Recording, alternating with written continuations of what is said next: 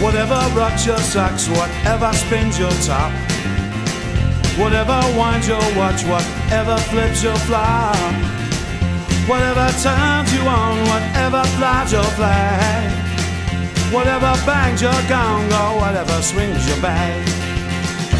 Do it often, but do it well, 'cause nobody knows and there's no way to tell when the ride ends.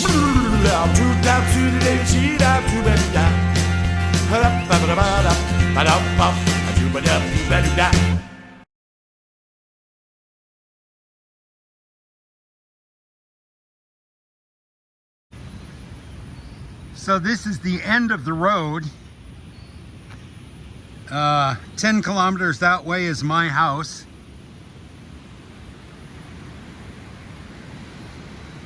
Here's the beach. Hot satip. Never anybody here. It's about 6:15, I guess, in the morning. Maybe 6:30. And over here is the remain of the tin dredging. So what I'll do is get on the beach here. I'll either walk up or down the beach. Today I think I'll walk north on the beach and just see what I can find. So the ritual is, in the mornings I ride the bicycle north to the end of the road, to the remain of the tin dredging, and then I'll walk north a kilometer or two and walk back.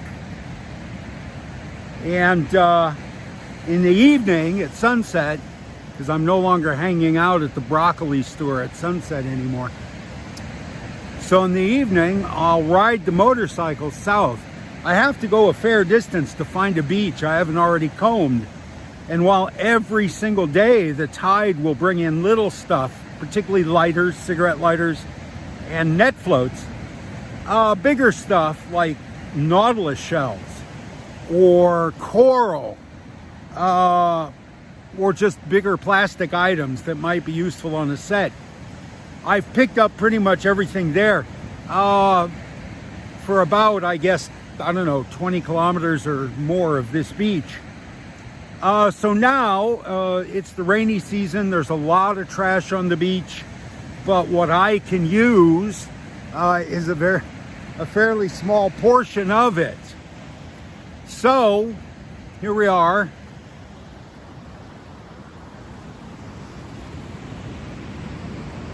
So that's north.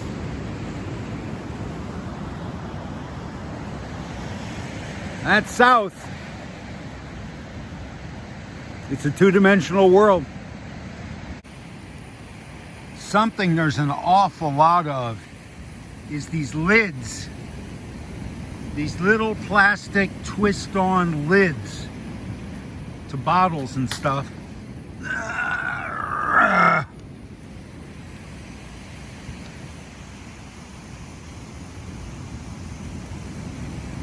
It's all containers, you know. If we could figure out something other than plastic in which to put stuff, most of this would be gone. It's all from containers, all these little lids. A lot of shoes. Oh, look at this. 2 lighters within a few inches of each other.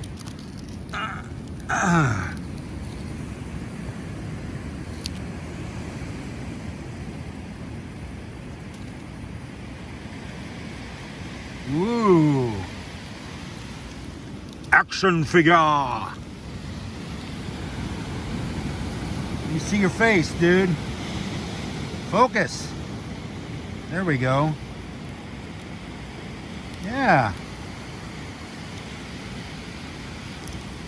I need on sets a texture.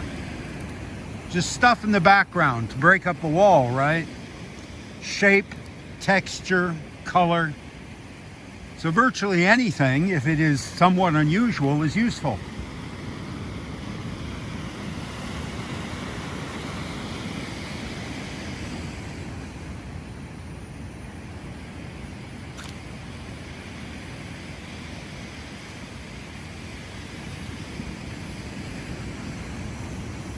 very meditative. You're absolutely focused on the ground. I've had big storms blow up on me without my notice.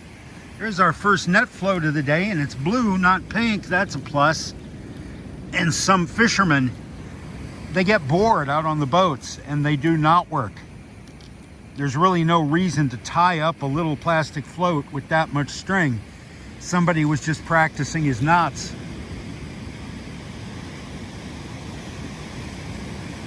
Yeah, so you do this for an hour or two.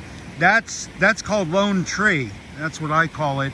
Typically, that's as far as I'll walk in a day, in the morning, because the sun will come up over these trees and get really hot. So here is our quarry in its natural habitat. Green is the most common color. And then these are pinkies. These are net floats.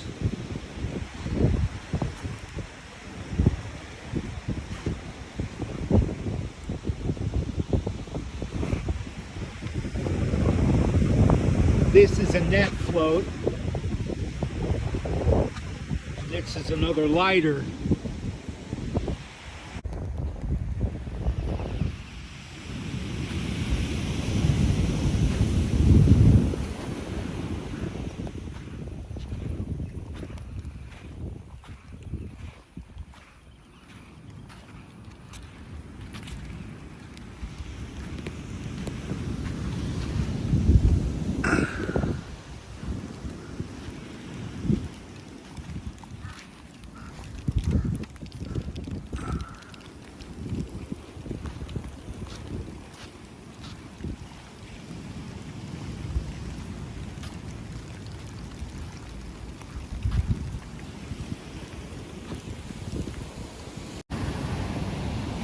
Somebody lost their boat.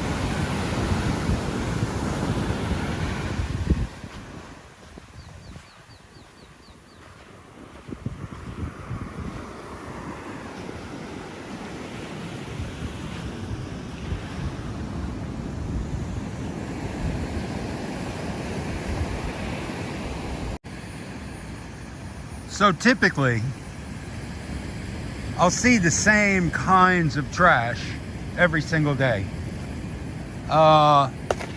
Foam from old ripped up net floats, blocks of white styrofoam, drink cartons, water bottles, juice bottles, more water bottles. I used to collect these water bottles, but you can only get so many in a bag, and there was nothing to do with them when I got them home.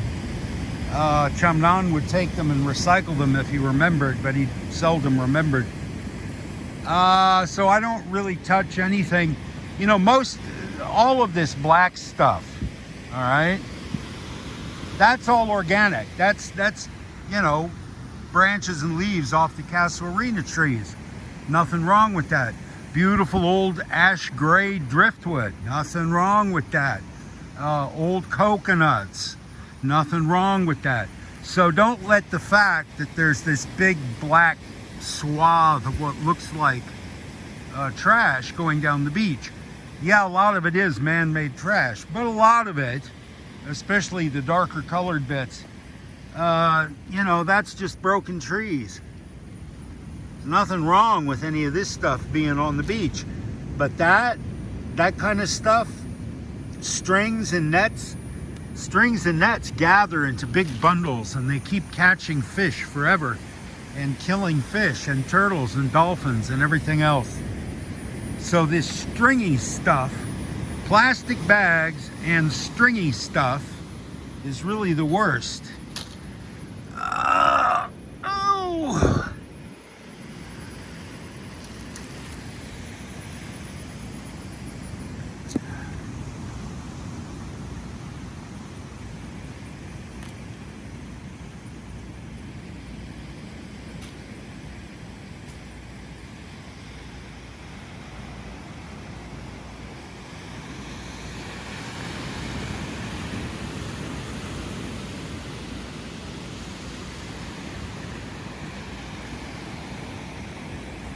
That's where we're going.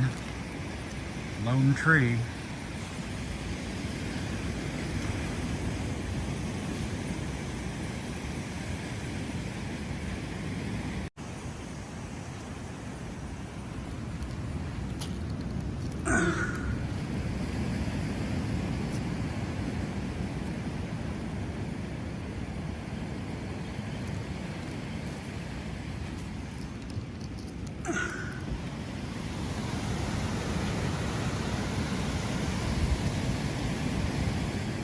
Huh. Oh, that's interesting. Awesome. Absolutely awesome. Give me more of that. Here's a net float. This one's too ooky. It's also full of water. It weighs, I don't know, 10 pounds. So I'm not going to carry it back.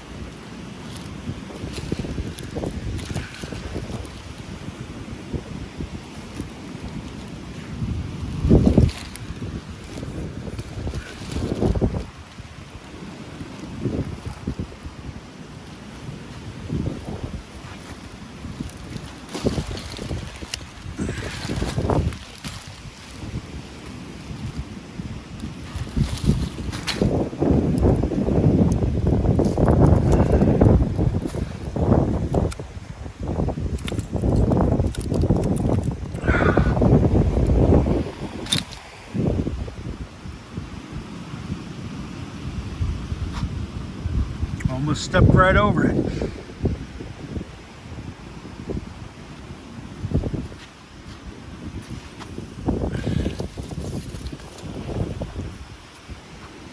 Again, gonna have to scrape this off.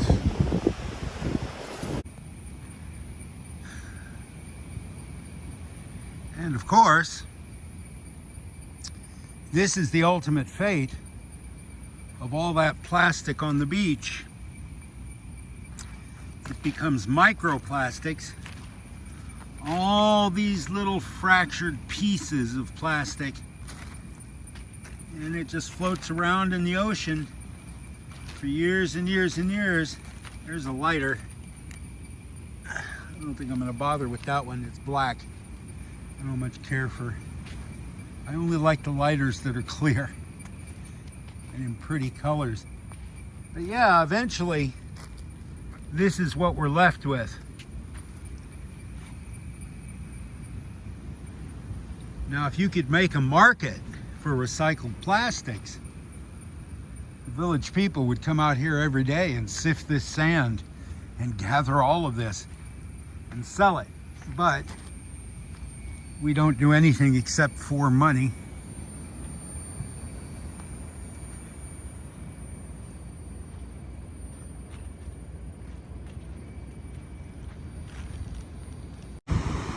Unfortunately, this time of year, a lot of what we pick up has oil stuck to it. That's crude. It's all over the beach. You can see all these black chunks in here. The tankers coming back from India from delivering crude oil flush their tanks out at sea with seawater. And that then 6 months a year gets blown in our direction, and it creeps on everything it touches. So typically I'll just take a stick or a shell, a seashell or something, and scrape it off. I don't want to throw it in the bag dirty like this. So I'll scrape off as much as I can, and what's left, dish soap at home will take care of that.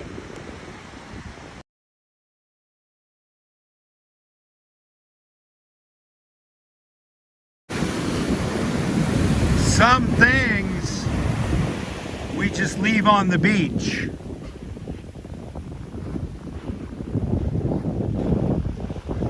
I think there's a wonderful short story waiting to be written about how a dead monkey comes to be on Turtle Beach.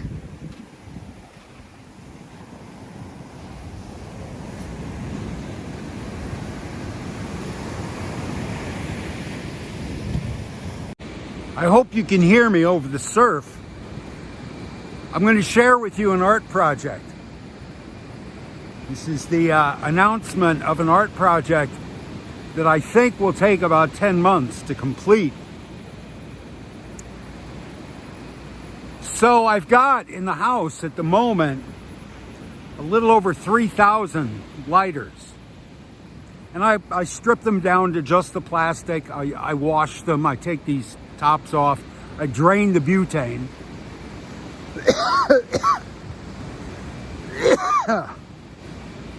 About a third of these lighters on the beach still have butane in them. I think we lose far more lighters than we discard. But anyway, I've got baskets and baskets of these things, and I had thought to make stained glass windows. And for a variety of reasons, that is not turning out to be practical. But what I found is you can bedazzle an object with these lighters. Particularly, where is it? So you strip off all the metal bits here and you're left with a piece of plastic. And this surface is kind of rough. It's got holes and divots. So with hot glue, you can stick that to any sort of porous surface. So I've been playing around with bedazzling driftwood.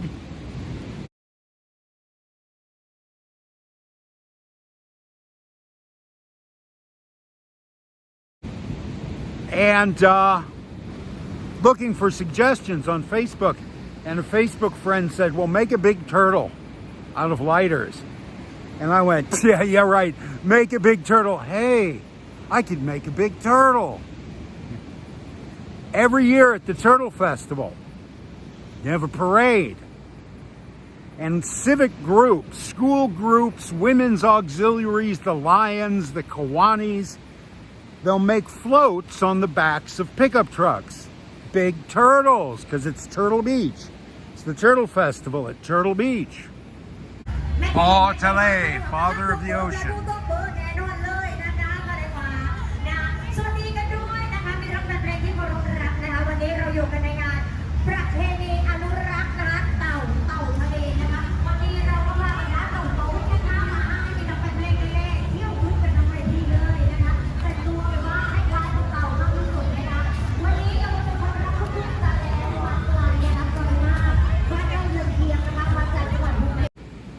And a lot of these floats have a conservation environmentalist theme.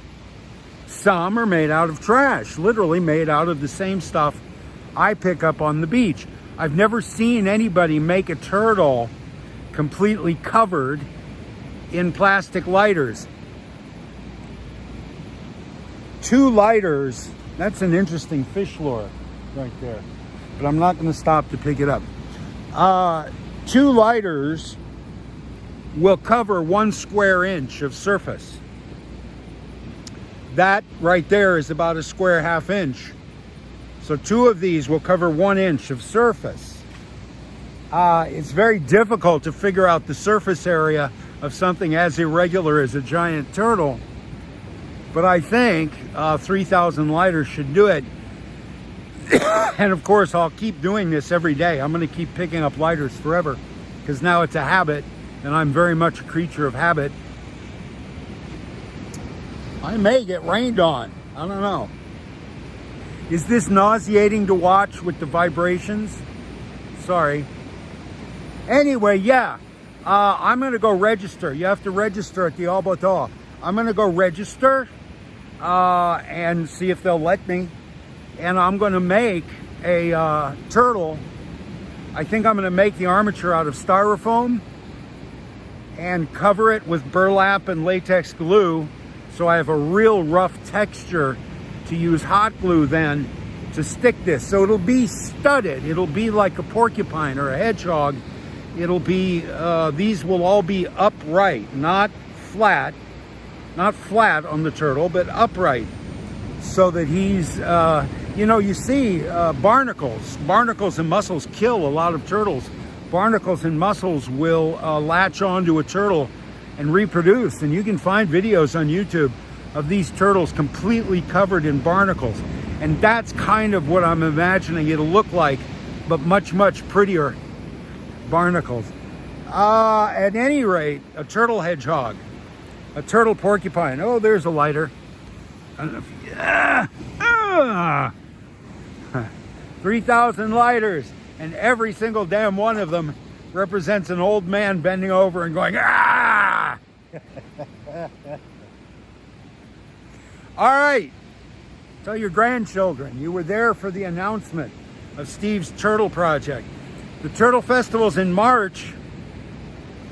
What's that give me, 10 months? I'm gonna have a big giant styrofoam turtle in my living room for 10 months.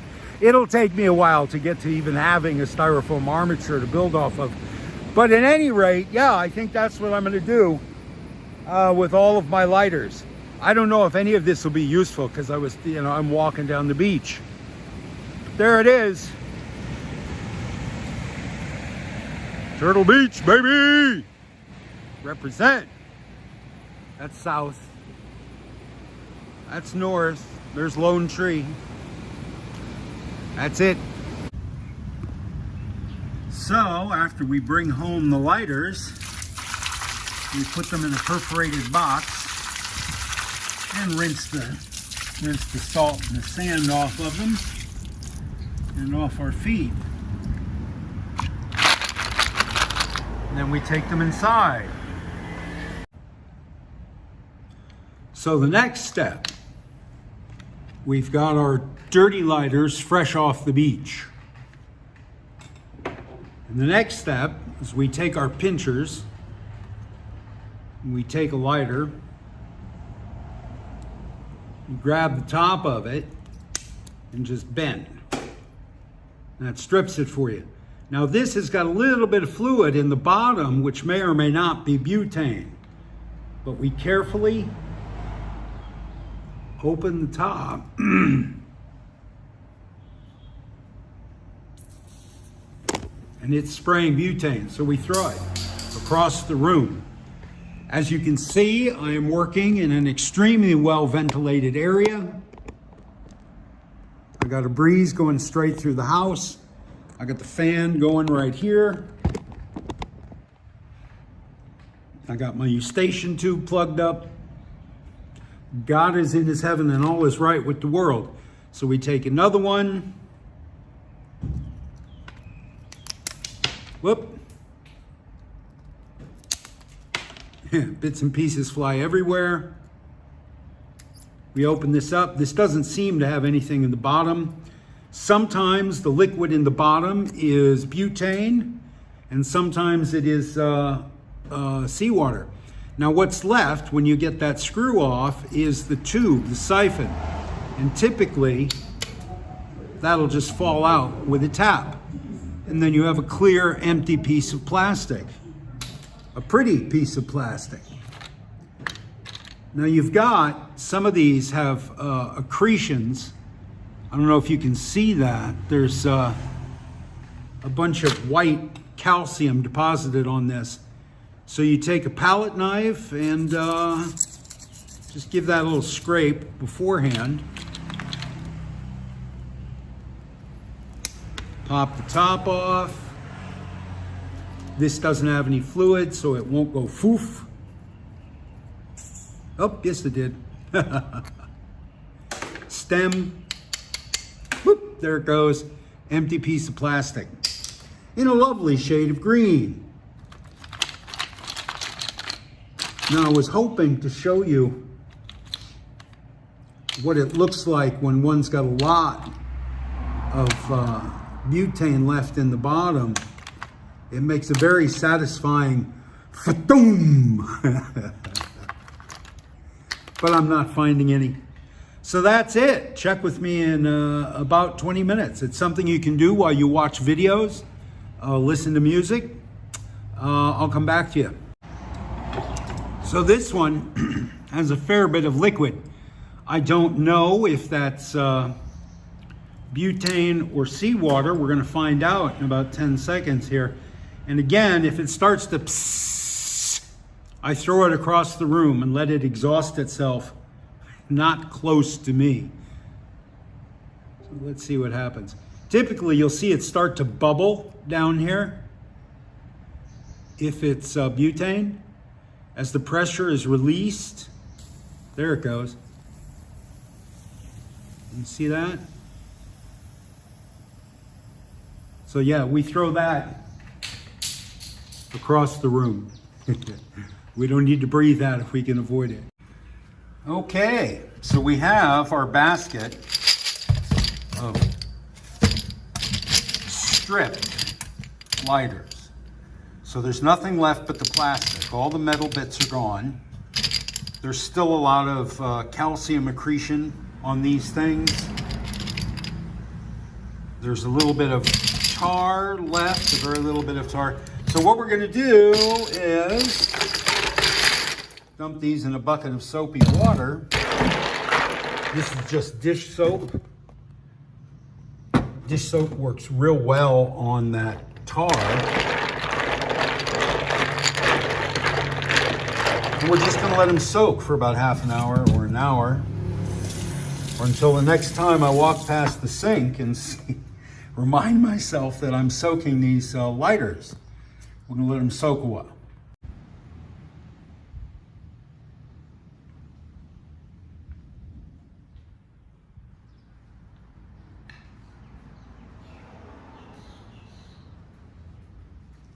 So,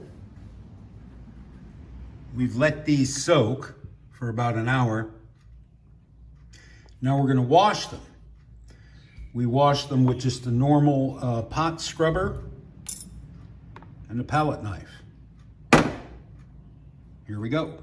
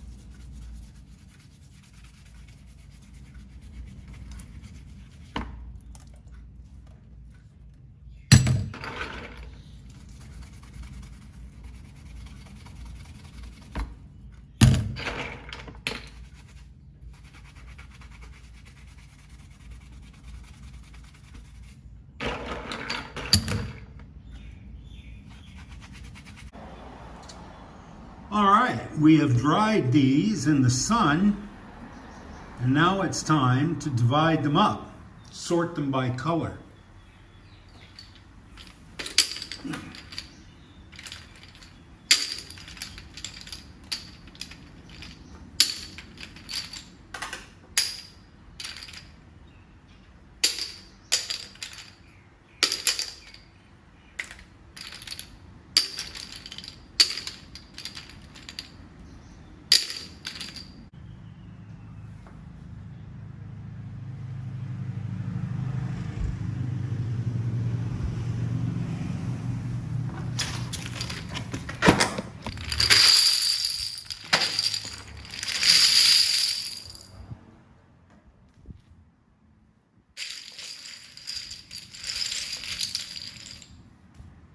It's a lot of lighters.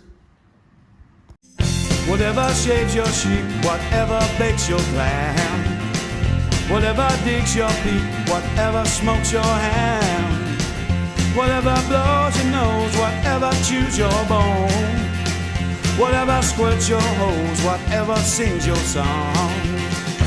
Do it often, but do it well. Nobody knows and there's no way to tell. When you're riding,